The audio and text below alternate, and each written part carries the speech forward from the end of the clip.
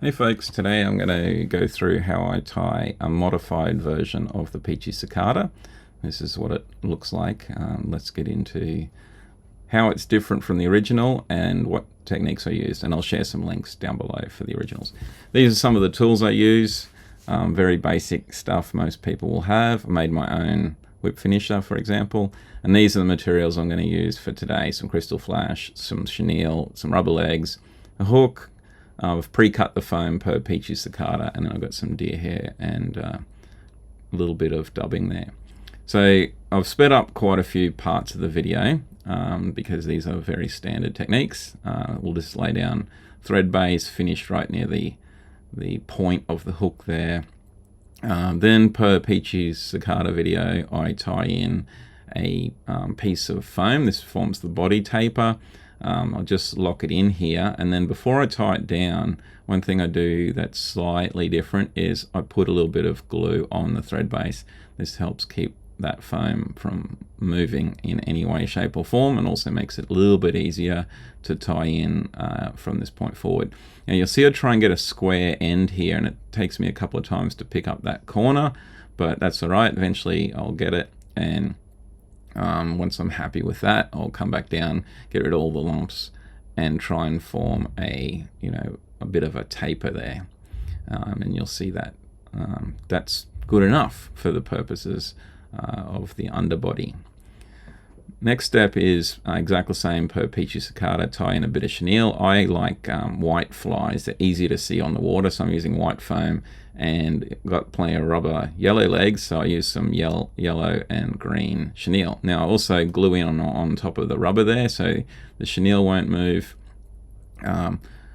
Lock the chenille in place and then trim it off. Now one of the things I do with the thread here is I move it up and onto the foam underbody, not down on the back of the hook, because otherwise tying in the next piece of foam I found is really difficult. It just wants to slip all over the place. So I'm really careful with where I put that. Now with positioning the foam, I make the wedge at the back finish right at the back end of the hook, so that the full width of the foam starts right at the back end of the bend of the hook there. Then I put 4 or 5 wraps on here. Now these are loose. I don't want to over squish the foam, but the foam just wants to move around all the time, so I'm holding it, and I hold it all the time while I'm doing this. Put in 4 or 5 loose ones, then I come forward a segment. This is just like Peachy Cicada video. Come forward a segment, put the second segment in, and start to firm up my wraps a little bit at this point. And as you do that, once you get to that second segment, which is right at the point of the hook, you'll see it's right at the point of the hook there, the foam will start to behave itself a little bit more and not move around quite as much. But spend this time to get it square and even so you're happy with it. And I'll finish right at the point of the hook there. Then I'll tie in the back legs. This is exactly the same as the Peachy Cicada video. And there's a little bit of a loop I found underneath, so I lock it down on top of them. That's great.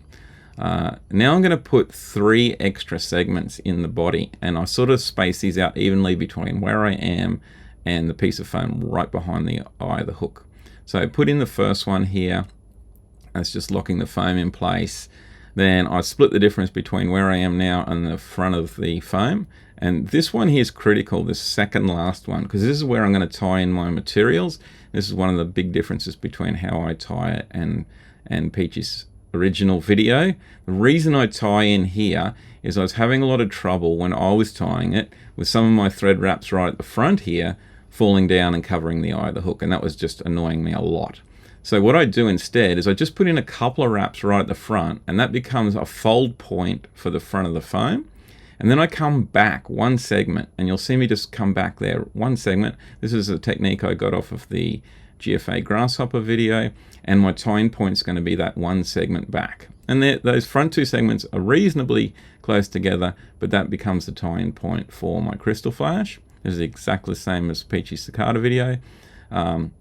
Sort of trim it to length about 1 centimeter behind the body there, and then I've stacked some deer hair and I tie that in as well, trying to get the tips of the deer hair about in line with the end of the crystal flash.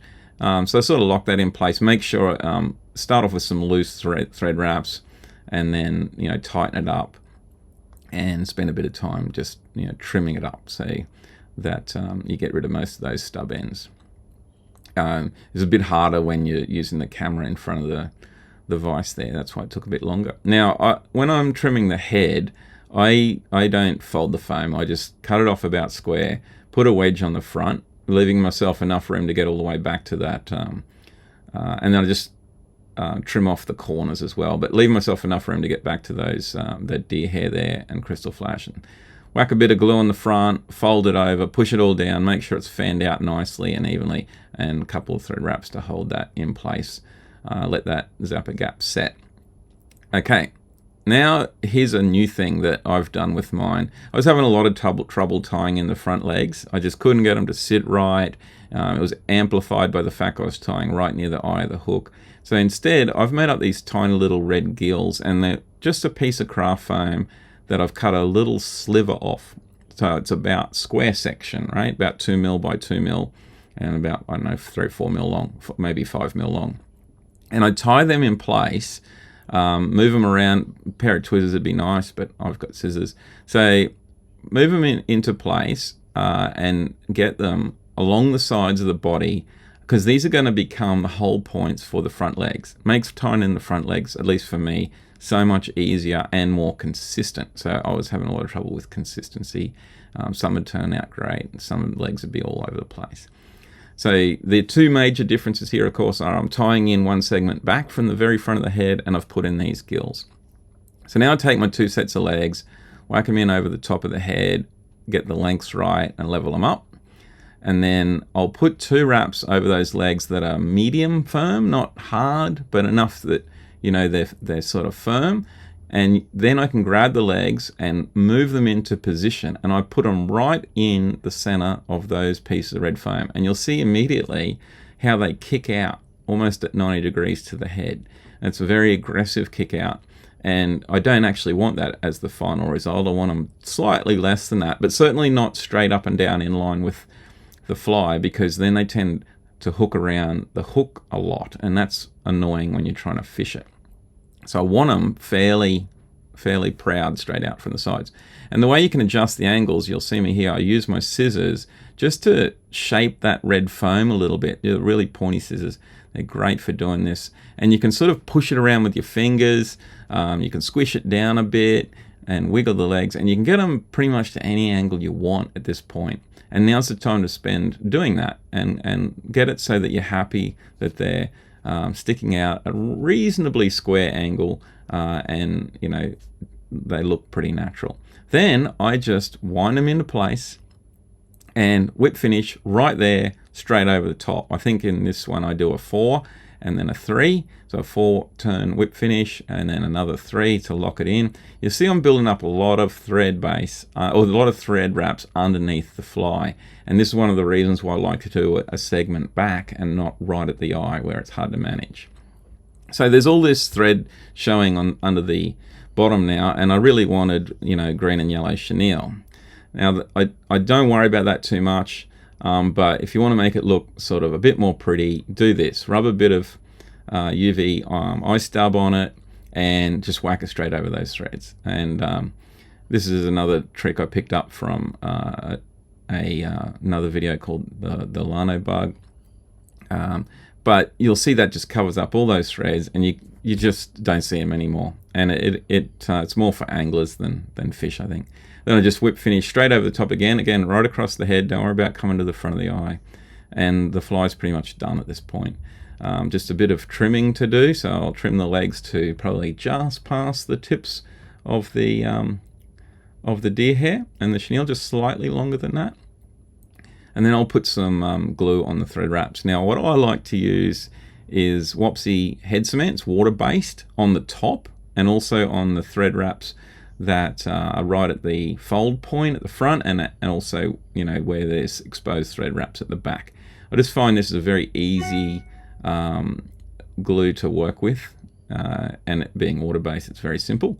And then I use a little bit of Solarez thin UV glue to hold the legs onto the rubber gills, and also just right across the bottom. No particularly good reason. I think I just picked this up from Peachy's video, but I UV glue them, and the legs don't seem to ever move, and they hold their position really well. And that's really the whole finished fly right there. You know, you can trim off any little weird bits that are poking out, like this bit of dubbing that seemed to be annoying me. But, you know, aside from that, the fly is completely finished at this point, and the legs are nice and even, and it fishes great. Hope you enjoyed it.